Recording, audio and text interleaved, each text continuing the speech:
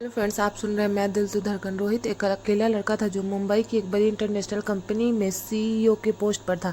व्यवहार में तो बहुत ही खड़ूस था, इसलिए उसके दोस्त भी बहुत ही कम थे। हालांकि रोहित शुरू से ही ऐसा नहीं था, पर आज से 7 साल पहले उसकी गर्लफ्रेंड उसे पैसे के लिए छोड़ गई थी तो उसका दिल बुरी तरह टूट गया। उसे लगने लगा कि दुनिया की सभी औरतें गोल्ड डिगर है जो पैसे के लिए कुछ भी कर सकती है। वही दूसरी ओर थी अवनी, एक 32 साल की एक तलाकशुदा महिला जो एक स्कूल में टीचर थी। पति के धोखे के बाद उसने उसे छोड़ दिया और अब उसकी ज़िंदगी की सबसे बड़ी खुशी थी उसकी 6 साल की बेटी पीहू। पीहू बहुत ही छोटी थी।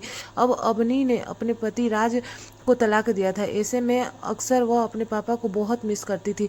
अपनी हर ड्राइंग में एक मम्मी, एक पापा और एक छोटी बच्ची बनाती। उसके लिए वह पेंटिंग ही परफेक्ट फैमिली थी। एक बार रोहित की कंपनी किसी प्रोजेक्ट के सिलसिले में पीहू के स्कूल गया। लंच का समय था। ऐसे में पीहू खेल रही थी। दौड़ते दौड़ते वह रोहित से जा टकराई। वह गिरने ही वाली थी कि रोहित ने उसे अपनी गोद में पकड़ लिया। सॉरी अंकल, पीहू ने कहा।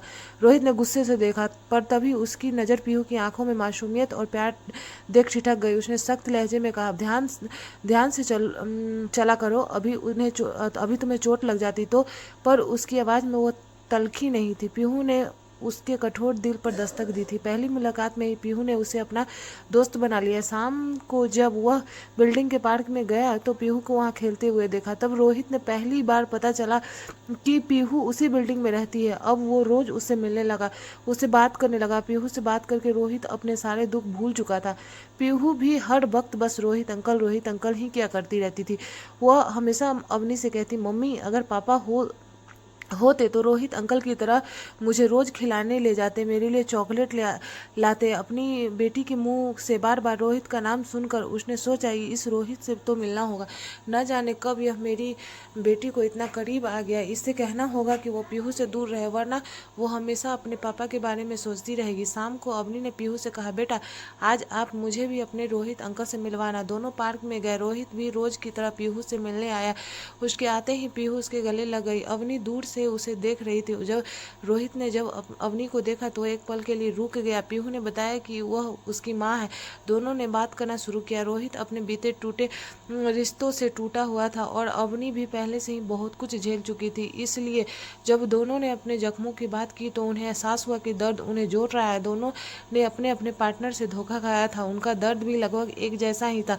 धीरे धीरे पीहू दोनों की जिंदगी में रंग भरने लगी। पीहू के साथ बिताया हर पल रोहित के लिए खास था। वह उसे अपनी बेटी की तरह प्यार करता था। पीहू के मन में उसका परिवार भी पूरा हो चुका था। वह सोचने लगी, रोहित अंकल मेरे पापा क्यों नहीं बन सकते। एक दिन पीहू ने अपनी माँ के सामने यह बात रोहित से कही, रोहित अंकल क्या आप मेरे पापा बनोगे। यह बात सुनकर वह दंग रह गया और बोला, बेटा बेटा आप तो वैसे भी मेरी प्रिंसेस हो। पीहू बोली, नहीं, मुझे आपको अपना पापा बनाना। मैं चाहती हूँ कि आप मेरे साथ पेरेंट टीचर मीटिंग में चलो। उस समय तो अवनी ने उसे जैसे तैसे समझाया, लेकिन पीहू ने जिद करना शुरू कर दिया। बच्चों की जिद और उसके प्यार के लिए अवनी और रोहित के साथ आने का फैसला किया। दोनों का दर्द और पीहू के लिए प्यार एक था और इस खातिर दोनों ने आपस में शादी कर लिया। पीहू का परिवार पूरा हो गया और वो अपने मम्मी पापा की धड़कन बन गई। बात करें रोहित और अवनी के रिश्ते की तो उसके लिए शब्दों की जरूरत नहीं थी। एक बच्ची की सादगी ने दिलों को जोड़ दिया था। Thank you so much friends. आप मुझे सब्सक्राइब करें, लाइक करें और कमेंट करके बताएं कि